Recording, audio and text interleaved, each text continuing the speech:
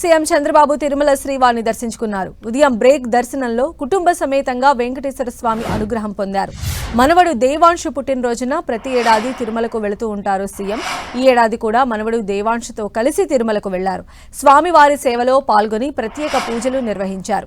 మరోవైపు దేవాంశు పుట్టినరోజు సందర్భంగా తిరుమల ఎస్వి అన్నప్రసాదం ట్రస్టుకు చంద్రబాబు కుటుంబం భారీ విరాళం ప్రకటించింది. ఒకరోజు అన్న వితరణ ఖర్చు కోసం 44 లక్షల రూపాయలను ట్రస్టుకు విరాళంగా అందజేసింది.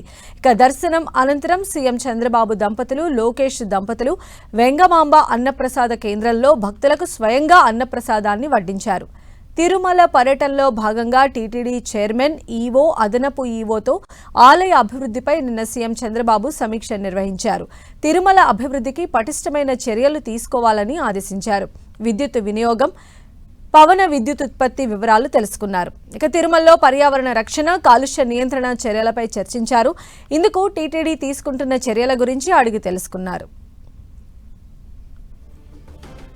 ఇక మరిన్ని అప్డేట్స్ మా ప్రతినిధి శ్రీనివాస్ అందిస్తారు. శ్రీనివాస్.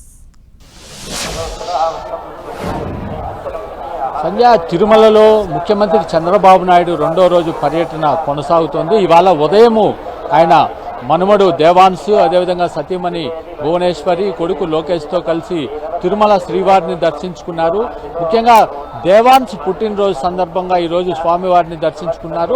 అనంతరము అన్నప్రసాద భవనం చేరుకొని అక్కడ దాదాపు 44 లక్షల రూపాయలు ఒక్కరోజు భోజన విరాళాన్ని ఆయన అందజేశారు. ఆ తర్వాత నేరుగా గెస్ట్ హౌస్కి వెళ్ళడం జరిగింది. మధ్యలో తన కోసం వేచి ఉన్న ప్రజల్ని పలకరించడం కూడా జరిగింది. అయితే మరి కాసేపట్లోనే తిరుమల తిరుపతి దేవస్థానం ప్రతిష్టాత్మకంగా వైకుంఠం క్యూ కాంప్లెక్స్లో ఏర్పాటు చేసిన ఇంటిగ్రేటెడ్ కమాండ్ కంట్రోల్ సెంటర్ను కూడా సందర్శించి అక్కడ పూర్తిగా వివరాలు తెలుసుకోనున్నారు. దాని పనితీరును, అది ఎలా టీటీడీకి ఉపయోగపడుతుంది అనే విషయాలన్నీ కూడా కనుక్కొనున్నారు. ఆ తర్వాత తిరుమలలో టీటీడీ ఫుడ్ సేఫ్టీ ల్యాబ్ ఒకటి నూతనంగా ఏర్పాటు చేసింది. ఆ ఫుడ్ సేఫ్టీ ల్యాబ్ను కూడా FSSAI సంయుక్తంగా ఏర్పాటు చేశారు. దీన్ని స్టేట్ ఫుడ్ ల్యాబొరేటరీతో అనుసంధానం చేశారు కాబట్టి దాన్ని కూడా ఇవాళ ముఖ్యమంత్రి ప్రారంభిస్తారు. అనంతరం నేరుగా అతిథి గృహానికి చేరుకొని ఇక్కడి నుంచి తిరుగు ప్రయాణం అయితే అవుతారు. అయితే భారీ ఎత్తున ఆయన కోసం తిరుపతి నుంచి కానీ ఇటు ఇతర ప్రాంతాల నుంచి కూడా ప్రజాప్రతినిధులు చేరుకోవడం జరిగింది. నిన్న రాత్రి కూడా టీటీడీ అధికారులు, ఇటు జిల్లా యంత్రాంగంతో కూడా ఆయన సమీక్షా సమావేశాలు కూడా నిర్వహించారు. ఇవాళ పూర్తిగా స్వామివారి దర్శనానికి కేటాయించి ఉదయం 6:30కే తిరుమల శ్రీవారి ఆలయానికి చేరుకొని మూల విరాట్ను దర్శించుకున్నారు. హుండీలో కానుకలు కూడా సమర్పించారు.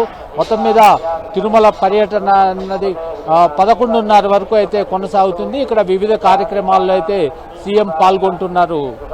సంధ్య. రైట్ శ్రీనివాస్.